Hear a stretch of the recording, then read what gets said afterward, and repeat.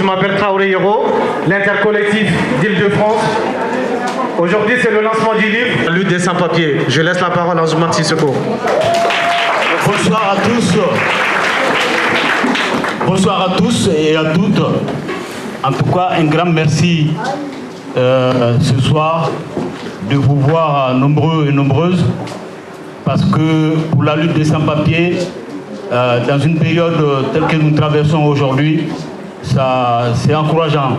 En tout cas, merci beaucoup d'être venus nombreux et nombreuses. Alors, la coordination 75 des sans-papiers est la suite de la lutte que vous avez menée, certains parmi vous ici, à Saint-Bernard en 1996.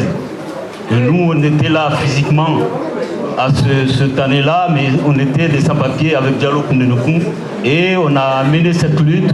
Ensuite, nous avons créé la coordination 75 des sans-papiers en 2002, suite à l'occupation de la basilique. Certains ont connu ça aussi.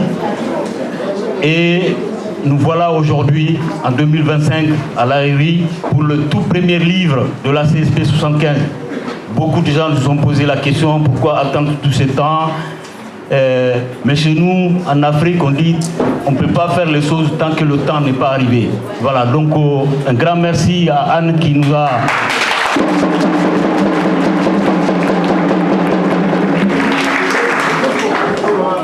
sorti de l'ombre, parce que le livre, comme l'a dit Demba tout à l'heure, la lutte, ça passe, nous on va partir, mais ce livre-là va rester dans l'éternité. Donc les gens qui viendront après, ils vont trouver ce livre. Et ce livre, ça s'appelle « Personne n'est illégal ». Et quand j'ai vu le titre, ça me fait penser à la marche européenne en 2012, où à l'arrivée à Fribourg avec 150 sans-papiers, nous avons trouvé 130 t-shirts frappés de « Personne n'est illégal » devant nous. Donc c'est quand même un titre qui est énorme, qui montre que la lutte, elle est très importante. Alors moi je peux dire que dans la vie d'une personne, après la santé, je dis bien après la santé, rien n'est plus important que se battre. C'est dans la lutte qu'on obtient tout. Dans cette lutte-là, on a été à l'Élysée, on a été voir le Premier ministre, les ministres sont passés, le Parlement européen à Strasbourg, à Bruxelles, le Parlement italien, on a fait tout ça. Et on a même été logés dans des hôtels 5 étoiles. Ouais. Dans cette lutte-là. Donc c'est pour vous dire que même si les temps sont difficiles, ne baissez pas la tête, ne baissez pas les bras, continuons.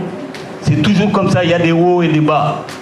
Je me rappelle en 1997, pour ceux qui étaient dans la lutte, c'est eux qui ont été régularisés. La CIMAD, à qui nous on a fait appel quand Dramé Moussa est convoqué à la préfecture, c'est lui qui a été régularisé, mais moi non. Alors qu'ils avaient un bon dossier plus que lui. Donc ça montre bien que la lutte, c'est très important. Il ne faut pas baisser les bras, il faut continuer à se battre. Donc cette soirée, c'est la première soirée, ça ne va pas s'arrêter là, on va organiser d'autres soirées. Mais ce qui est important aujourd'hui, à vous dire, c'est que ce livre, on l'a dédié à la lutte de la CSP 75, de l'intercollectif des sans-papiers, d'hier, aujourd'hui et demain. J'ai une pensée pour ceux qui nous ont quittés, mais qui nous ont accompagnés dans cette lutte pendant plus de 23 ans. Il y en a qui rêvent d'être parmi nous ici, mais ils n'ont pas la force d'être là. Donc ma pensée va vers ces personnes-là aussi. Donc c'est pour vous dire que ce livre-là, ce premier livre, grâce à Anne, nous l'avons dédié à la lutte d'une manière globale, parce qu'il n'y a pas que la CSP 75. Il y a aussi l'intercollectif d'Île-de-France qui ont contribué. Donc c'est pour tous ceux qui soutiennent la cause des sans-papiers, hier, aujourd'hui et demain.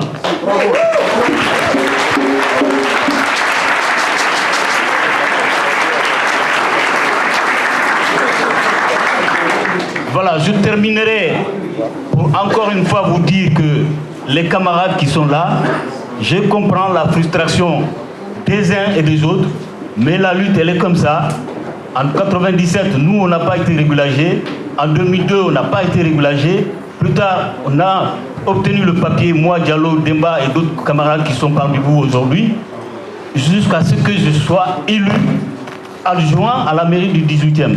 Donc,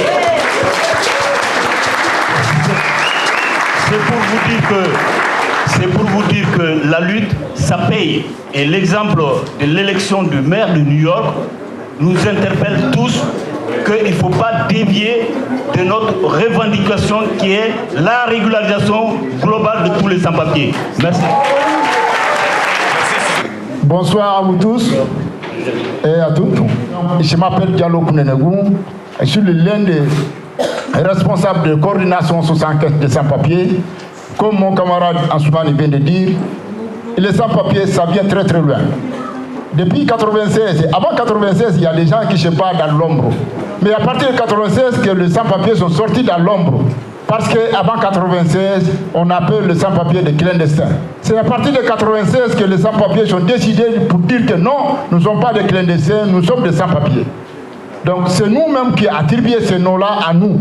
De 1996 à nos jours, et tous les gens ont fait anniversaire de Saint-Bernard. Pourquoi on fait l'anniversaire?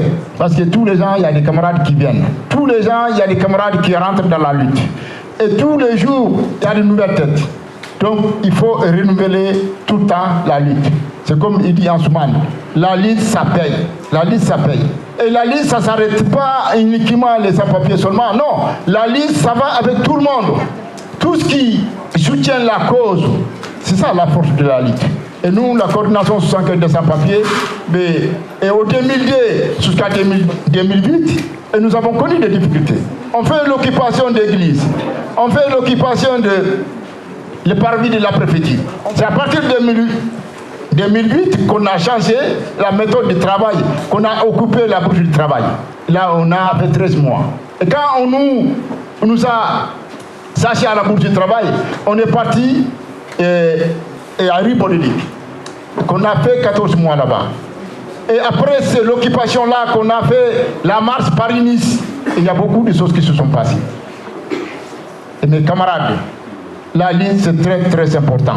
Parce qu'on peut trouver des pères dans la lutte, on peut trouver des mères dans la lutte, on peut trouver des chimons dans la lutte.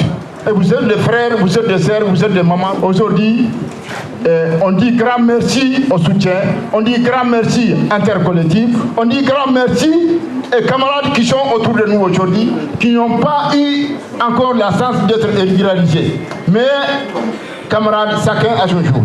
Et moi, j'ai connu des gardes à vie. J'étais arrêté ici à Paris, ils m'ont rapporté jusqu'à Lille pour aller m'enfermer là-bas. C'est grâce à Lali qui m'ont amené à Paris et j'étais libéré. Et ça, il y a plein de témoignages comme ça, il y a plein d'exemples comme ça. Mais on est arrivé à aujourd'hui, et camarade qui est à côté de moi aujourd'hui, Ansoumani Sissoko, il a connu beaucoup de difficultés. Il était même dans le centre de détention, il était même à l'aéroport pour rapatrier en Afrique. Mais aujourd'hui, ça ne lui empêche pas d'être adjoint de maire. Espérez-vous, demain, vous aurez le même titre qu'Ansoumani et vous aurez être député et le fils, le petit-fils pouvaient être meilleurs que nous. Donc, ce que je veux vous dire, la lutte, il ne faut pas décourager. La lutte, il ne faut pas décourager.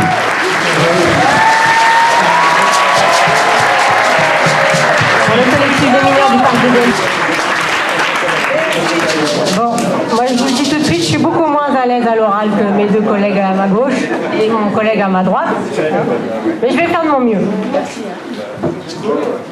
Ça fait pas mal d'années maintenant que je fais un suivi photographique des manifestations des sans-papiers et j'ai accumulé vraiment beaucoup d'images. Et depuis 1 an et demi, 2 ans, on est arrivé dans une période de durcissement vraiment très fort des politiques publiques à l'égard des sans-papiers. Et c'est de ça dont ils vous ont parlé quand ils vous disent qu'il ne faut pas perdre espoir, c'est un moment de frustration et il n'y a que la lutte qui paye.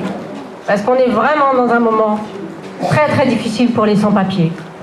Et donc en discutant avec les camarades de la CSP 75 et surtout avec Yoro, on s'est dit toute cette matière de photos accumulées, il faut l'utiliser. Et c'est là qu'on a décidé de se lancer dans un livre et dans un livre photo. Alors ces moments de durcissement, il y en a cycliquement, c'est pas le premier, et les collectifs ils sont assez solides pour les dépasser. Mais c'est des moments qui permettent de réfléchir aux moyens d'action, de se poser des questions et d'essayer des nouvelles choses. Et pour améliorer le rapport de force Et pour faire connaître la lutte, eh ben, un livre, c'est un outil. On s'est donc lancé dans ce projet pour montrer par l'image les luttes des sans-papiers. Les photos montrent les manifestations, année après année, inlassablement, par tous les temps.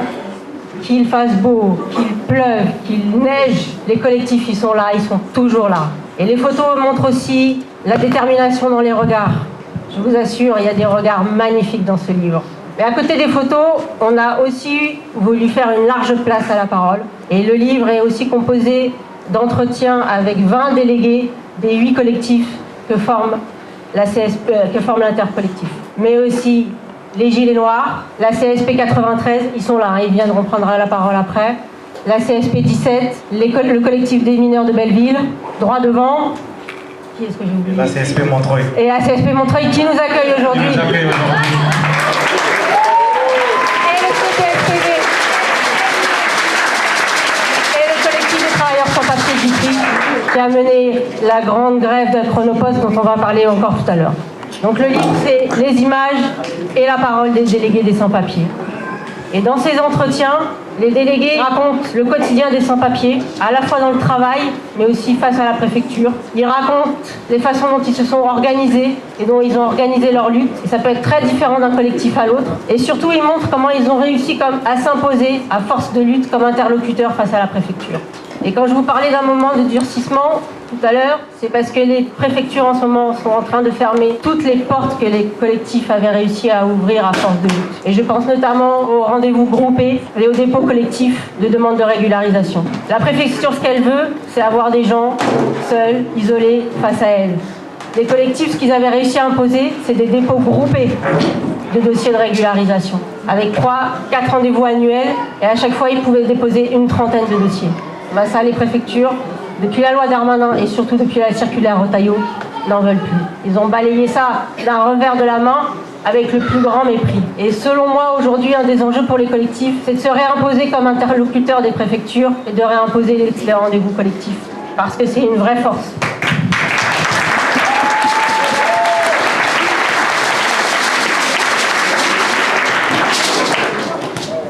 Alors ce livre n'est pas qu'un livre militant qui explique ce que sont les luttes et comment elles se passent aujourd'hui. Je suis photographe, mais je suis aussi historienne de formation. Et ce livre, c'est un témoignage, c'est une trace laissée par ceux-là même qui ont mené les luttes. Et il me semble que c'est une trace vraiment forte, parce qu'ils disent beaucoup de choses de leur lutte. Et vraiment, je vous conseille de lire tout ce qu'ils racontent. On est remonté à 2002 dans le livre, mais beaucoup des délégués mentionnent 1996 et Saint-Bernard, vous voyez, Diallo et Sissoko, on en a parlé à l'instant. Et les luttes de sans-papiers, ça remonte même plus loin, puisque les premières luttes de vraiment sans-papiers datent des années 70. Donc c'est une lutte que peu de gens connaissent, mais qu'il faut médiatiser et qu'il faut rendre beaucoup plus publique. J'ai été la cheville ouvrière de ce livre, mais ce livre, c'est un travail collectif. Donc je vais faire toute ma série de remerciements. D'abord, je voudrais remercier Anzouman Sissoko, Yoro Traoré et Mariama Sidibé, parce qu'ils m'ont fait confiance dès le début. Ils ont soutenu le projet dès le début et ils l'ont accompagné à chaque étape.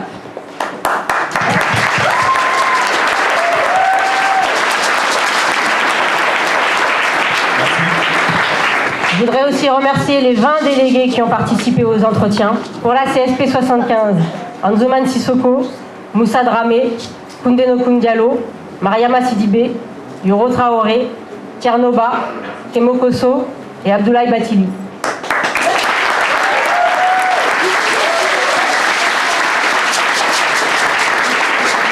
Pour le collectif des mineurs du parc de Belleville, Fousseni.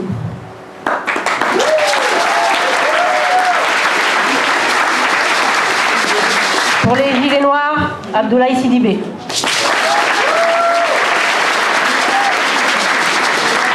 Pour le collectif des travailleurs sans papier de Vitry, Aboubacar Dembélé. Pour le collectif des sans-papiers de Montreuil, Golé Silla.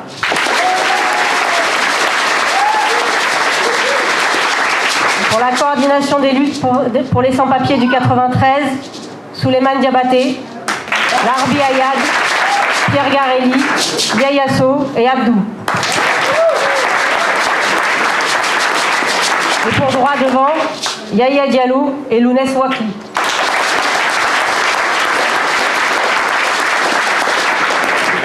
Et je voudrais également remercier tous les camarades des collectifs qui depuis des années m'acceptent avec mon gros appareil photo dans leurs manifestations.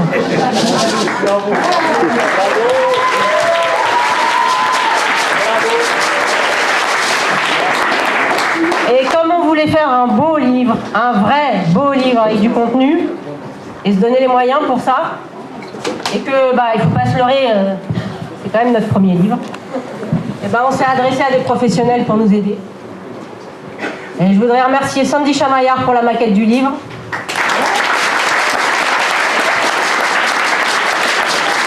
Chita Levy pour la relecture orthographique. Philippe Guilvard pour la photogravure.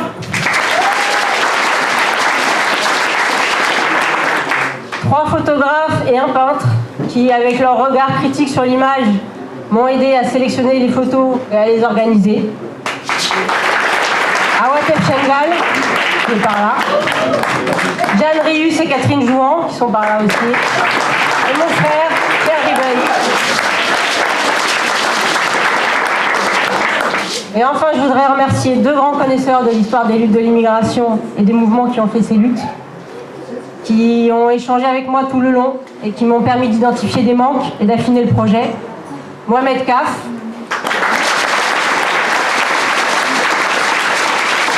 et Monsieur Mognis Abdallah, qui est assis par terre au premier rang, fondateur de l'agence Immédiat, qui travaille sur l'histoire de l'immigration depuis plus de 40 ans, et auteur, entre autres, de J'y suis, j'y reste, la lutte de l'immigration en France.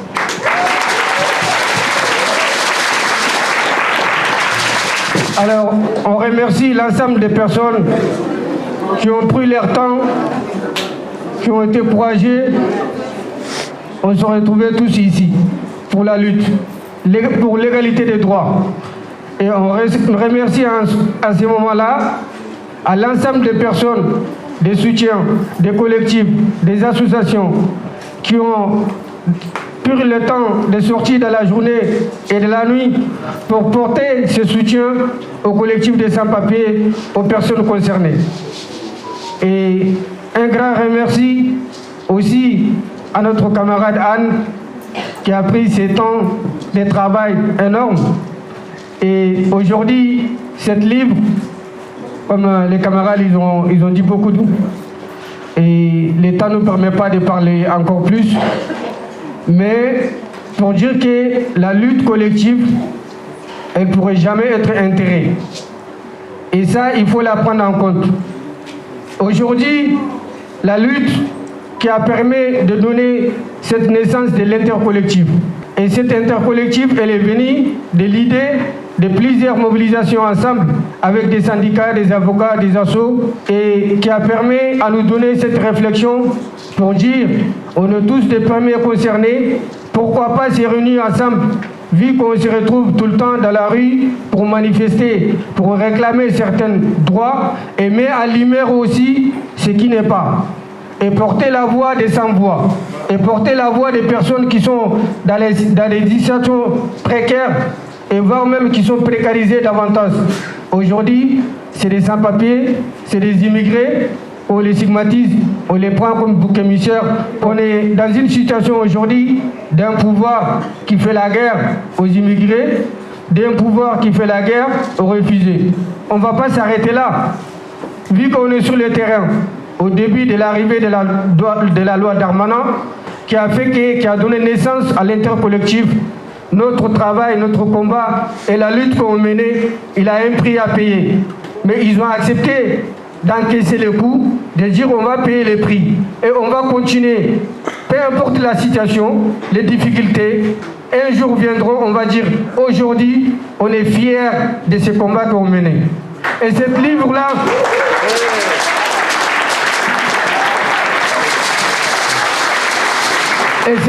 aujourd'hui, on a encore d'autres préparations, comme le 18 décembre, une journée sans nous. Une journée sans nous, ça veut dire quoi? Une journée sans l'immigré au travail. Une journée sans les immigrés au travail, pour dire que ces personnes-là, ils contribuent à la nation. Ils contribuent à la vie sociale de ce pays. On verra l'importance et l'impact économique sur l'économie de ces pays. Juste comme une femme exilée qui a milité au sein de la CSP 75 pendant longtemps et que tout le temps on se dit « Ah non, il y a des femmes dans les collectifs sans papier, on ne voit pas les femmes ».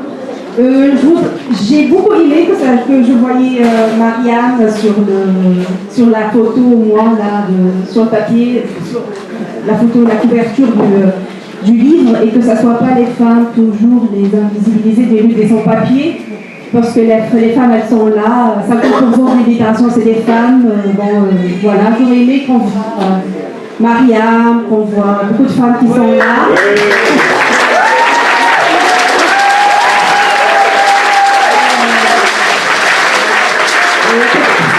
Bon, le collectif des jeunes mineurs isolés, ça a commencé en septembre 2023. Maintenant, ça fait 2 ans maintenant qu'il existe.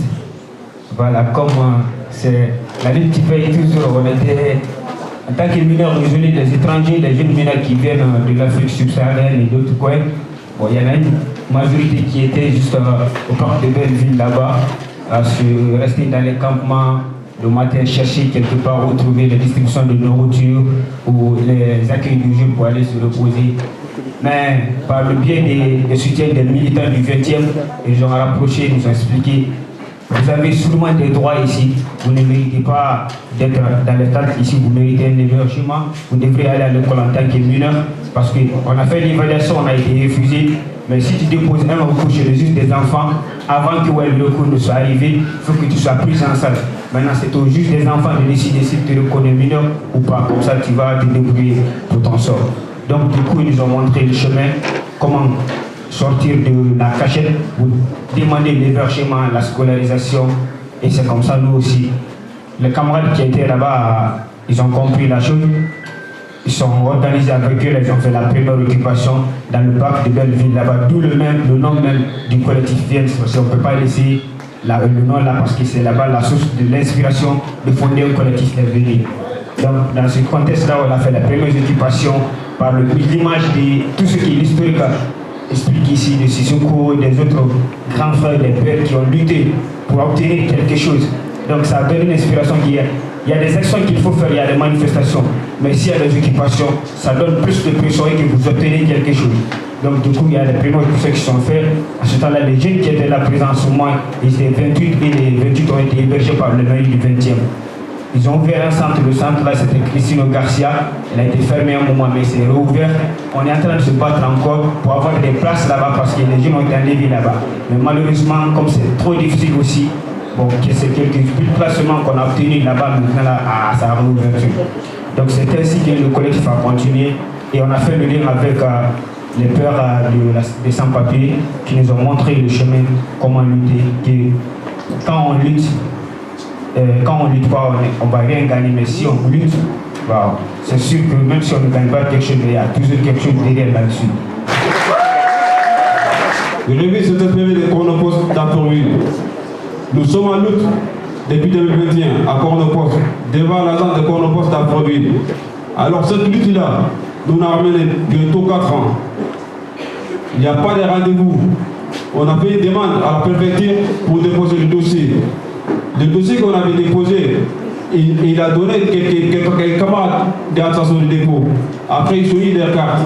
Mais le reste, il y a des camarades qui sont eu des équiteurs. On n'est pas encore à rendez-vous pour avoir des cette équiteurs-là. Alors, nous sommes pas toujours pour notre régularisation de tous les travailleurs et les travailleurs. Alors, cette Cornopost de nous exploiter depuis 4 ans. C'est pas pour voyous de gérer ce pour. Alors, nous, on ne laissera pas. On ne laissera pas cette lutte-là. C'est que je vais vous dire, les camarades, la lutte qui continue, il faut qu'on se batte jusqu'au bout. Toutes les luttes qu'on est en train de ramener, et toutes les manifestations qu'on est en train de faire dans l'île de Paris, donc c'est ça que ça nous paye. On ne laissera pas. On va continuer à lutter jusqu'au bout. Je veux qu'on tourne nos pensées vers Anne, lui dire merci pour le livre qu'elle a fait sortir. Parce qu'avec ce livre, nous serons encore plus visibles. Avec ce livre, on saura que nous, les immigrés, nous faisons partie immigrants de cette France. Seule la rue et nos combats pourront nous donner pourront nous permettre d'avoir nos droits. Alors, aujourd'hui, je parle au nom de l'intercollectif pour dire que nous, les immigrés, nous, les sans-papiers, nous ne sommes pas dangereux. Nous, les immigrés, nous, les sans-papiers, c'est nous qui faisons avancer l'économie de la France. Bonsoir tout le monde. Bonsoir. Je m'appelle Diabaté Kadouronio Suleiman. Je suis l'un des responsables de la CSP 93. La CSP 93, c'est la coordination 93 de lutte pour les sans-papiers. Et on va dire que c'est la doyenne de toutes les associations, en tout cas en Île-de-France. Diallo est là, en ce moment aussi. Je pense qu'ils sont passés par la CSP 93 et j'ose dire que c'est nous qui les avons inspirés à en créer sur Paris. Et ceci dit, nous sommes nés et on est filles de la lutte de l'occupation de Saint-Bernard parce qu'on a été créé en même temps que la lutte. Comment c'est venu la création? Et la lutte est partie du 93, du 9-3, ça c'est sûr, de Montreuil. Ils sont allés à Paris et à un moment donné, il y a eu une mobilisation et la lutte s'est massifiée. Mais les gens ont remarqué que le nord de Paris, c'est-à-dire le 93 et le 95, Saint-Denis et Sarcelles étaient laissés pour compte. Ils ont essayé de les rassembler. Ils sont allés voir comment on appelle le MRAP. Et le MRAP a essayé de les encadrer et à un moment donné, ils étaient débordés. Parce que vous connaissez l'histoire de Saint-Denis, le 9-3, il y a énormément d'immigrés et par conséquent des sans-papiers. Et du coup, la coordination a été créée. Mais à l'époque, il faut le dire, ce n'était pas une coordination pour les sans-papiers. C'était la coordination pour les familles en fait. C'était la coordination 81 pour vivre en famille. C'était la première dénomination. Et avec la loi Chevènement, la circulaire Chevènement, qui a pris en compte les travailleurs, on va dire qu'on appelle les immigrés célibataires, il fallait trouver une dénomination inclusive pour ne pas s'occuper seulement que des familles, mais il fallait aussi s'occuper des célibataires. Et donc, on a changé la dénomination, coordination 93, pour les sans-papiers. Comment on fonctionne? De 96, on a été créé au même moment que la lutte, que Saint-Bernard, de 96 à 2002, on était une coordination informelle, comme tous les collectifs, c'est-à-dire on n'était pas déclaré. Mais à partir de 2003, on a été déclaré. Et avec la déclaration, ça a donné un fonctionnement hybride. On est vraiment atypique. Et il y a un type de fonctionnement, on fonctionne de façon verticale et de façon horizontale. Verticale parce qu'on est obligé de fonctionner comme le demande la loi 1901. Et horizontale pour vraiment une valeur égalitaire, pour que tout le monde soit au même pied d'égalité. Et on met tous ceux qui sont dans l'association, que vous soyez dirigeants, soutiens ou adhérents, on est sur le même piédestal. Il n'y a pas de différence, on est vraiment dans une situation égalitaire. Et on s'est dit, camarades, vraiment, il n'y a pas de commandement. Et les délégués, chaque année, on les élit. Et quand ils sont élus, on fait le bureau et on envoie vraiment la copie à la préfecture. Et au-delà de cette organisation, il y a un fonctionnement. Le fonctionnement, c'est en interne et en externe. À l'interne, il y a les délégués qui s'occupent vraiment du quotidien, les actions, toutes les actions, l'enregistrement des adhérents, l'accompagnement juridique ou social, administratif. On y fait tout ensemble, choses au sein de la coordination. Et en externe maintenant, c'est nos relations avec les autres associations. Et pour les relations en externe, c'est soit avec des associations qui sont sur le territoire dionysien, soit avec des associations qui sont en Île-de-France. Et on fait aussi des relations avec d'autres structures qui sont soit privées ou soit publiques, telles que l'université, telles que la mairie. Vraiment, on est avec tout le monde. Avec la CEPAM, on est l'une des associations, l'une des rares associations qui est en partenariat direct avec la CEPAM. C'est-à-dire, nous, quand on prend les demandes, on les traite et puis directement, on l'envoie sur une plateforme où c'est traité rapidement. Ça, vraiment, on a ces partenariats. Et c'est comme ça qu'on fonctionne. À l'université, chaque année, on prend part au Grand 8. Oui, c'est le Grand 8 et on prend part à ce Grand 8. Et c'est comme ça qu'on fonctionne. Voilà. Et voilà un peu notre association. Et une fois que j'ai fini de présenter l'association, je vais apporter mon petit grain de sel au moulin. Pour dire, comme il venait de le dire, la lutte paye. La lutte a toujours payé. Si vous venez quelque part, s'il y a une seule association, allez-y. S'il y a une seule personne, soyez-vous la deuxième. Et je vais prendre mon exemple personnel. C'est pas reluisant, mais souvent c'est un exemple à dire aux gens. Je suis arrivé et je me suis inscrit à l'université. Et quand j'étais à l'université, j'ai créé la lutte là-bas aussi. On a commencé à lutter. J'ai beaucoup lutté. J'ai mobilisé les étudiants sans papier pour aller en préfecture et puis on a fait. Oui, bonsoir à tout le monde. Moi, je me présente à Amada Sibi de l'Interco. J'ai fait partie des collectifs des sans-papiers de Montreuil. Voilà. Avant de commencer, je vais remercier quelqu'un spécialement ici, Anzuman Sissoko, parce que c'est mon idole de la lutte. Parce que c'est à cause de lui, moi je suis venu dans la lutte. Parce que quand je me rappelle en 2020, pendant la Covid, quand on était dans les squats à Montreuil à côté ici, et 138 rue Selingrad, quand on était là-bas, il est venu, nous a parlé de la lutte. En ce moment, je ne connaissais pas la lutte. Donc quand il a parlé son parcours, après quand ils sont partis, moi j'ai dit aux camarades, mais pourquoi pas faire la même chose comme le monsieur qui vient de partir. Il y avait des camarades avec moi et dans les squats, ils ont dit, mais toi tu ne peux pas faire la même chose comme lui. Mais j'ai dit, mais même si je ne peux pas, je vais essayer. Raison pour laquelle je suis dans la lutte. Aujourd'hui. D'abord, bonsoir à tous. On vous remercie tous d'être là aujourd'hui. Nous remercions Anne qui a fait ce magnifique travail pour les sans-papiers. Égaux, égal. Personne n'est illégal. Égaux, égal.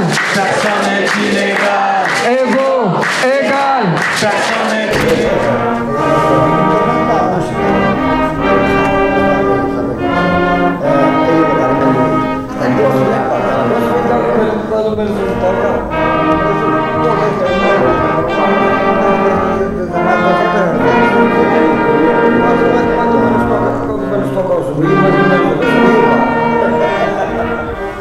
Na hora pausa, eu acho que... Tu contaste com o Duque de Pau tomou o primeiro ano.